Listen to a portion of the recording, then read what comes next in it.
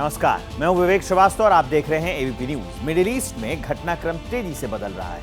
Lebanon में Israel Hezbollah के लड़ाकों पर मौत बनकर बरस रहा है, लेकिन इस लड़ाई में सबसे ज्यादा चर्चा उस जिहाद मिसाइल की हो रही है, क्योंकि अगर ये ना होती तो बेरूत की हिस्ट्री बारूद से जुड़ी ना होती। ये रिपोर्ट देखिए और समझिए, इजरायल को किसने उकसाया, हिजबुल्लाह का भेद किसने बताया।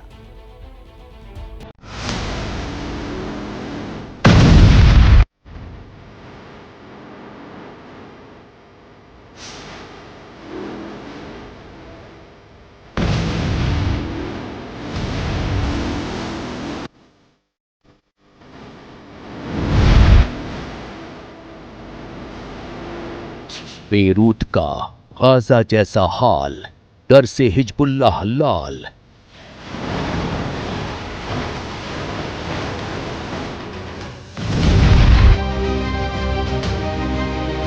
लेबनान पर नॉन स्टॉप हमला, मोसाद का टारगेट बदला।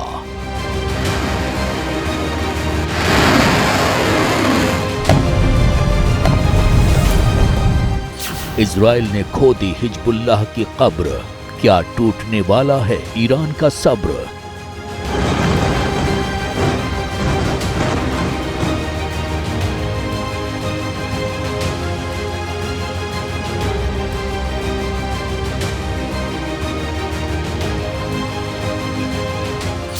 हाशिम के हाथ में कमान, मिडिल ईस्ट में बारूदी तूफान।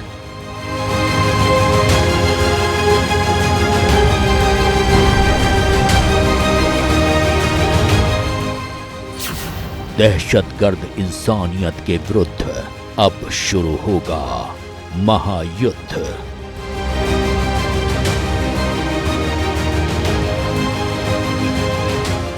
दुनिया दो गुटों में बटी, शांति की उम्मीद कितनी बची।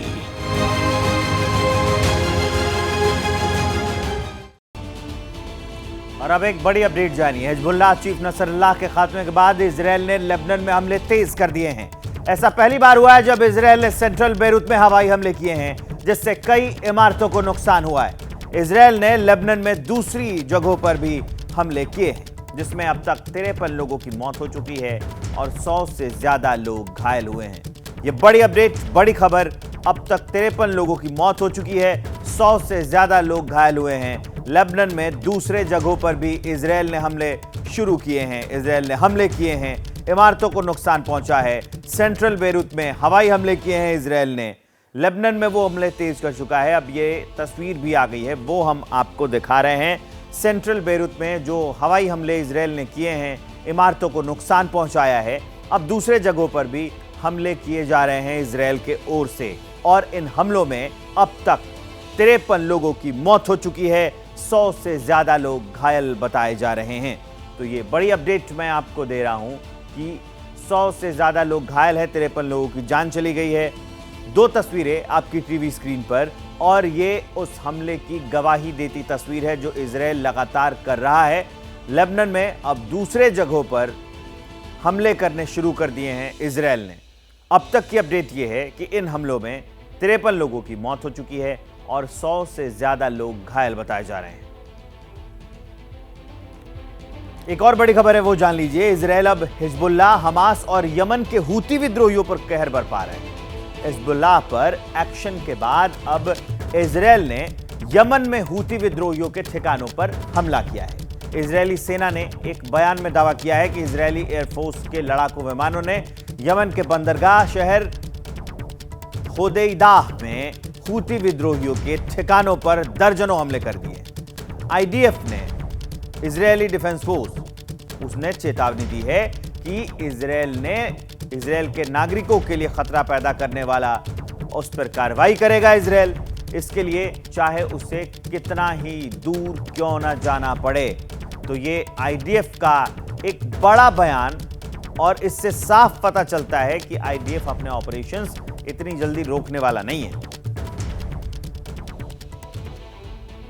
एक और बड़ी अपडेट है, इजरायल के हमले में हिजबुल्लाह की बद्र यूनिट का कमांडर अबू अली रदा भी मारा गया है। इसके अलावा मोहम्मद दहराज की भी इजरायल के हमले में मौत हो गई है।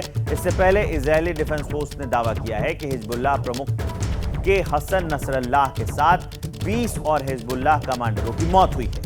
इसमें दक्षिणी मोर्चे का कमांडर भी शामिल है, जो पिछले सप्ताह हमले में बाल बाल बच गया था। तो ये बड़ी अपडेट मैं आपको दे रहा हूं कि इजरायल के हमले में हिजबुल्लाह की बद्र यूनिट का कमांडर अबू अली रिदा भी मारा गया है।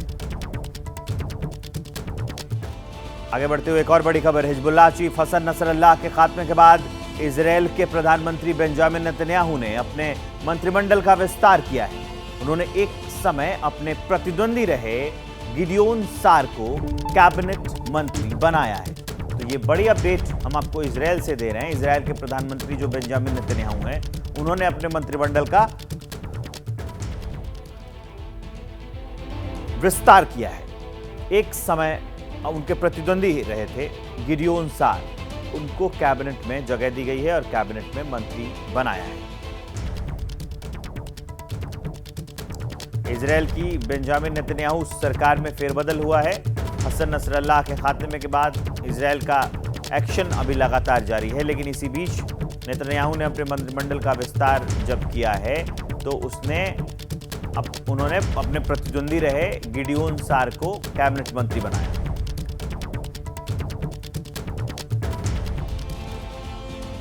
मिडिल ईस्ट की धरती हमेशा से चरमपंथियों के लिए उपजाऊ रही है।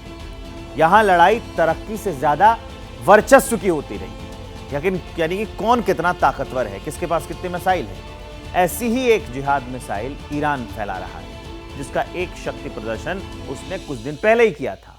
लेकिन इसी मिसाइल जिहाद ने इजरायल को ऐसा उकसाया कि उसने हिजबुल्लाह के चीफ को निपटा दिया। कैसे हुआ ये पूरा खेल, देखिए इस रिपोर्ट में।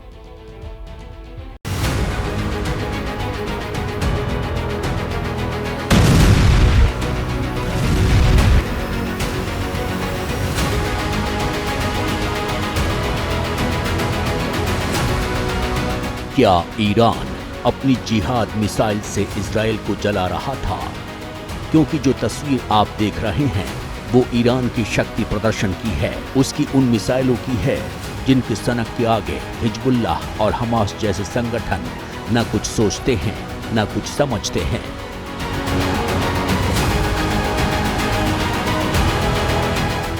क्योंकि जब जब इन्हें जरूरत पड़ती है, ईरान इनकी मदद के लिए खड़ा रहता है। जरा याद कीजिए, जब पिछले साल 7 अक्टूबर को हमास ने इजरायल पर एक के बाद एक रॉकेट दागे थे, तब कहा गया था कि ये हथियार उसे ईरान से मिले थे।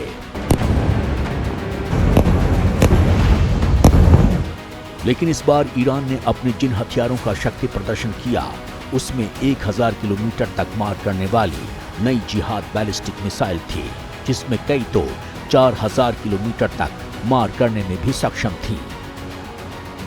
इसके साथ ही कई आधुनिक ड्रोन थे।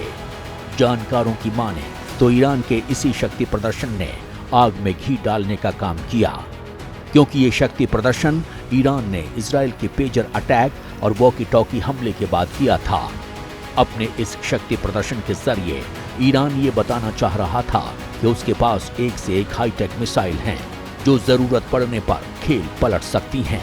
लेकिन कुछ होता उससे पहले इजरायल ने हिजबुल्लाह के चीफ नसरल्लाह को मारकर पूरा माहौल ही बदल दिया, क्योंकि नसरल्लाह को मारकर इजरायल ने न सिर्फ लेबनान और ईरान बल्कि उसकी सोच रखने वाले तमाम देशों को ये संदेश दे दिया है कि इजरायल पर नजर डाली तो अगला नंबर उनका हो सकता है।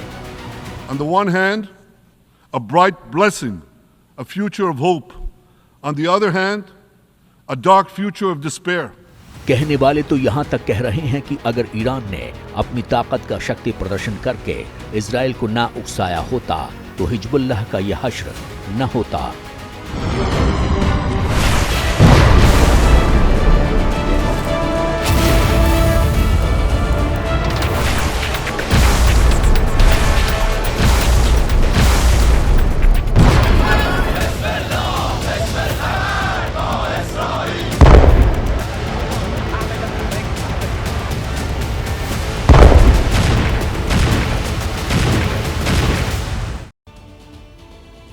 पहले हिजबुल्लाह का चीफ नसरुल्लाह मारा गया और अब उसका डेप्यूटी कमांडर मारा गया है, लेकिन अगला नंबर किसका है? क्योंकि हिजबुल्लाह ने नसरुल्लाह की मौत के 24 घंटे के भीतर ही उसका उत्तराधिकारी चुन लिया, जिसका नाम है हाशिम सफीद्दीन, जो नसरुल्लाह का चचेरा भाई है। लेकिन वो कितने दिनों तक इस पद पर रहेगा, ये सवाल बड़ा है, क्योंकि इजराइल एक के बाद एक हिजबुल्लाह के टॉप कमांडर को मारता जा रहा है और अब उसका नया टारगेट हिजबुल्लाह का नया चीफ है, जो मौत के डर से किसी बंकर में छुपा हुआ है।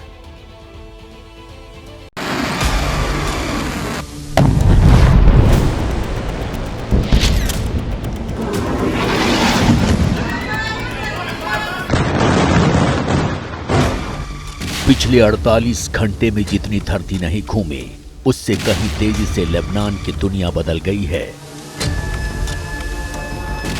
इजराइल की सेना ने इतने बम बरसाए हैं कि लेबनान की राजधानी बैरूत से बारूद की गंध आने लगी है।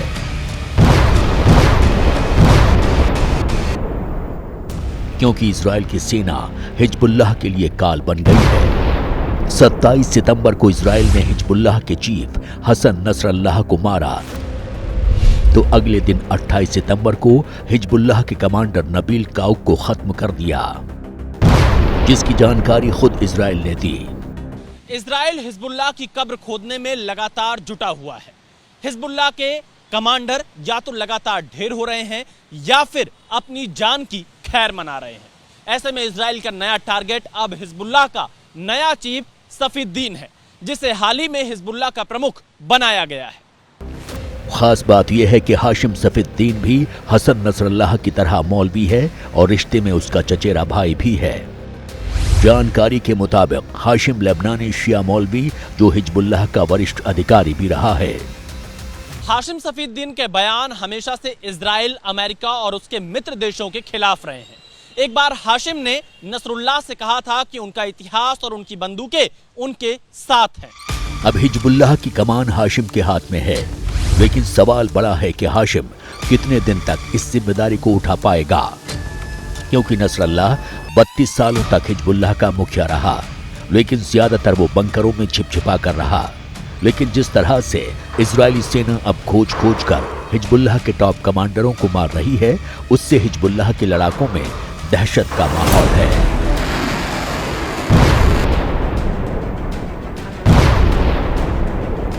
टीवी स्क्रीन पर दिख रही ये तस्वीरें हिजबुल्लाह को सोने नहीं दे रही हैं, क्योंकि यही वो जगह है जहां इजराइल ने बंकर बॉम्ब के जरिए हिजबुल्लाह के चीफ नसरुल्लाह को खत्म किया था। मुझे विश्वास है कि आपने जीत का प्रदर्शन किया है।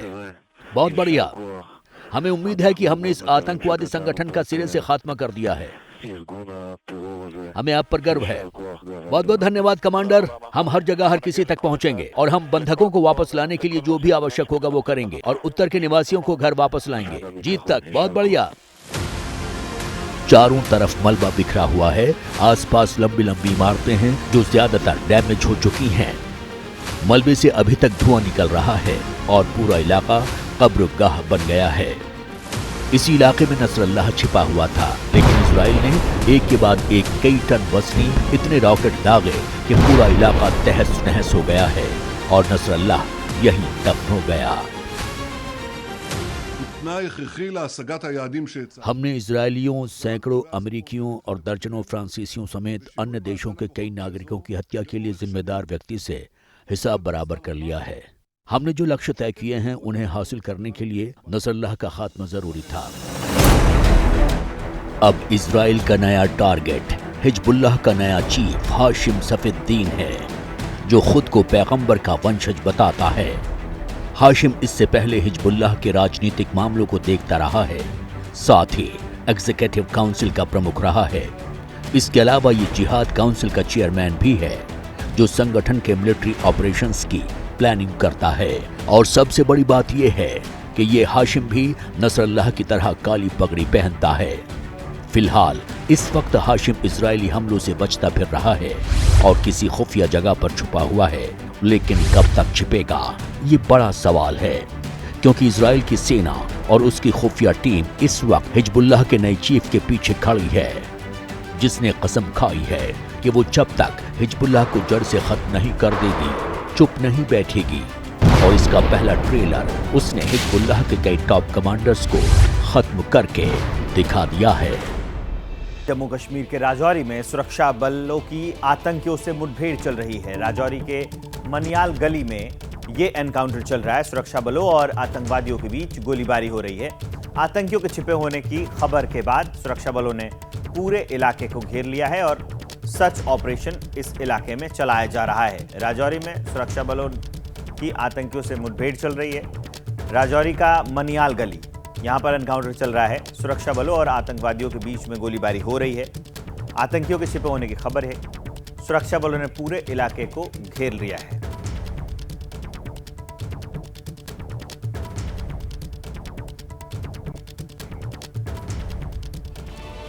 अब चलिए खबरों में आगे बढ़ते हैं। दिल्ली की आतिशी सरकार सड़कों पर उतरी है और सड़कों का निरीक्षण कर रही है।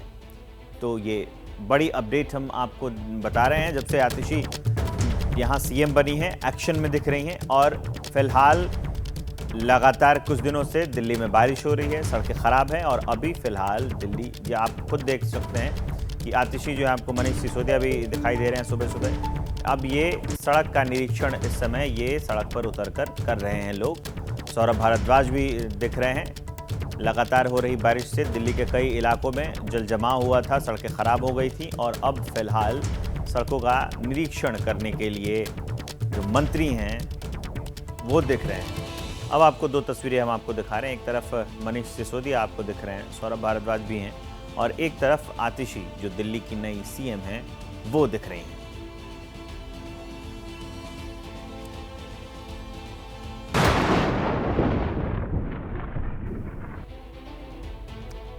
बादलों की विनाश गर्जना।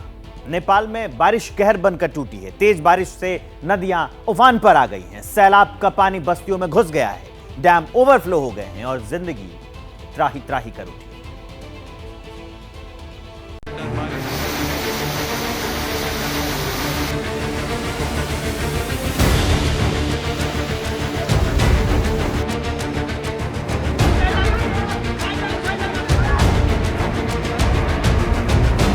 तबाही का वाटर बम, जल विस्फोट से नेपाल बेदम।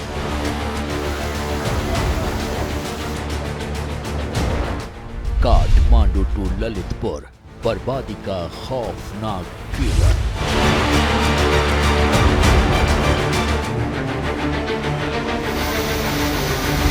पानी का पहाड़ तोड़ प्रहार, बस्ती बस्ती हाहाकार।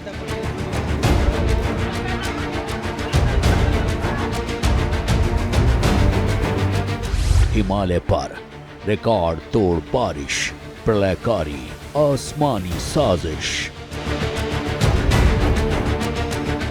100 से ज्यादा लोगों की मौत, पहाड़ी देश पर बड़ी चोट।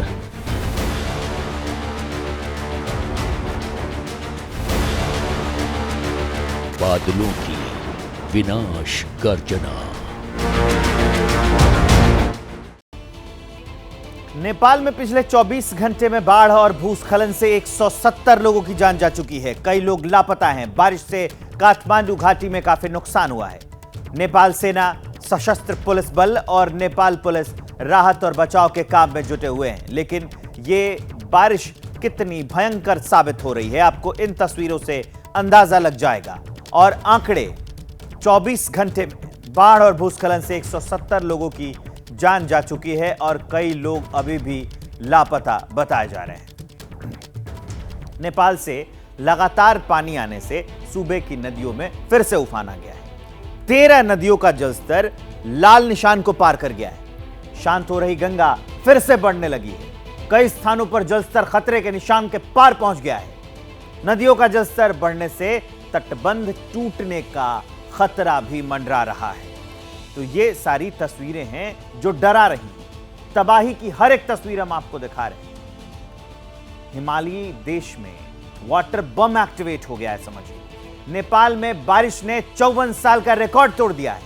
उसका नतीजा यह हुआ है कि नेपाल की राजधानी काठमांडू से लेकर ललितपुर बाढ़ जैसे हालात यहां पर बन गए। बिहार के कई जिलों में भी बाढ़ जैसे हालात बन गए हैं।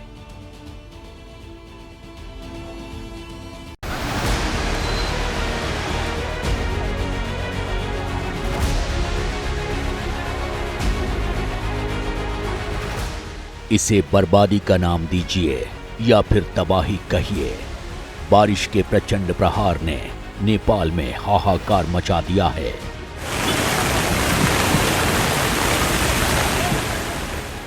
एक या दो घर नहीं, बस्ती की बस्ती डूब गई। रास्तों पर नाव चलने लगी, घर का सामान पानी में तैरने लगा और नदी किनारे तोड़कर बहने लगी।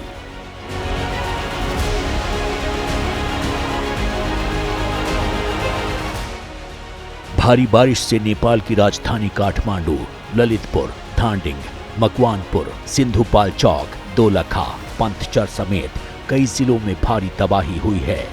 नेपाल में बारिश ने पिछले 54 साल का रिकॉर्ड तोड़ दिया है। नेपाल में 24 घंटे में 140 मिलीमीटर बारिश दर्ज की गई है।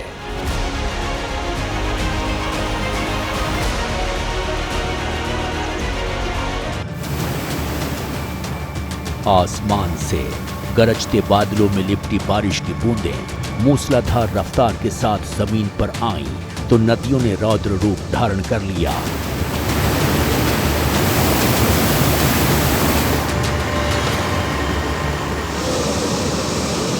नेपाल में बर्बादी की बारिश ने वो तांडव मचाया है कि जिंदगी त्राहिमाम कर उठी। वहीं भारी बारिश और लैंडस्लाइड की वजह से मौत का आंकड़ा 100 के पार पहुंच गया, जबकि दर्जनों लोग लापता बताए जा रहे हैं।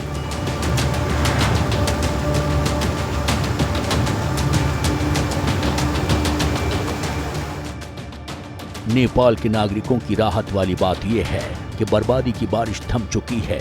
धीरे धीरे पानी भी उतरने लगा है, लेकिन बर्बादी के निशान पीछे छूट गए हैं, जिन्हें मिटने में लंबा वक्त लगेगा।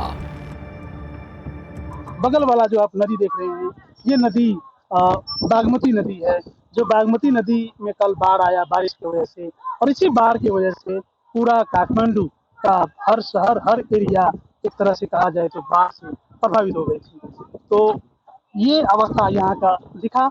नेपाल में बाढ़ का पानी उतर रहा है, जिंदगी को पुराने ढर्रे पर लाने की कोशिश हो रही है, लेकिन नेपाल के पहाड़ों से निकला बर्बादी का पानी अब बिहार में कहर ढा रहा है।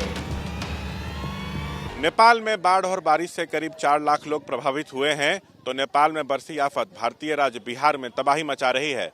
बिहार में कोसी और गंडक नदियां उफान पर हैं। आफत का पानी पहाड़ों से होकर नीचे आया तो बिहार के 13 जिले में त्राहिमाम मच गया। तस्वीरें बिहार के मोतिहारी जिले से सटे नेपाल बॉर्डर की हैं। नेपाल में हुई भारी बारिश लाल बकेया और बागमती नदी में उफान लेकर आई है, या कहिए नदियों के अचानक बढ़े जलस्तर ने तबाही का अलार्म बजा दिया है। आप नदी से बाहर आ जाएं, अपने नाव को नदी में ना उतारें। आप जो भी सज्जन नाव लेके उतरे हैं बाहर आ जाएं। आसमान में बरसी तबाही का असर ये हुआ है कि गली गली, बस्ती बस्ती इसी तरह ऐलान किया जा रहा है। उन्हें सतर्क किया जा रहा है क्योंकि तबाही का दायरा लगातार बढ़ता जा रहा है। पहले उफान पर आई बागमती नदी और लाल बकैया नदी का शोर सुनिए।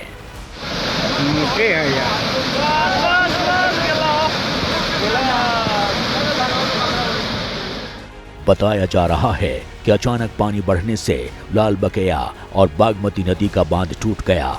नतीजा, नदी के पानी का बहाव अब रिहायशी बस्तियों की ओर मुड़ गया है।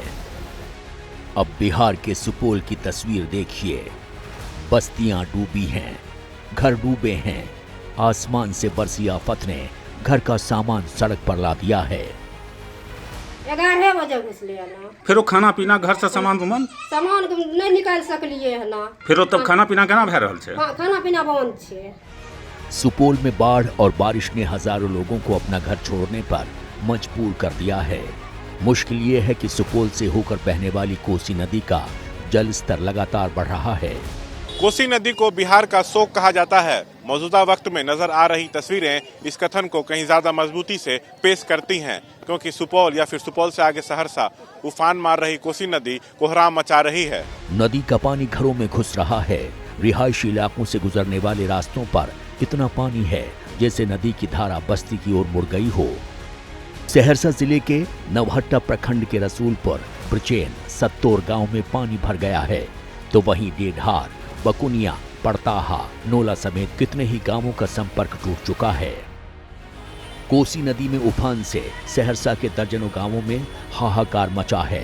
लोग अपना घर छोड़कर किसी सुरक्षित जगह की तलाश में जुटे हैं। पानी की शक्ल में आई तबाही से उपजी एक और तस्वीर देखिए।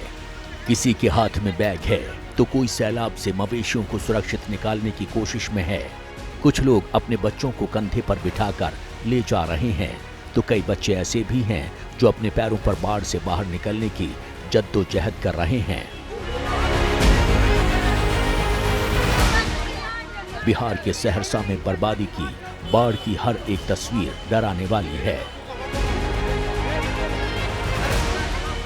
समस्या यही है, रहने का अब कोई स्थान नहीं है हम लोग का, सब जल स्तर में चला गया।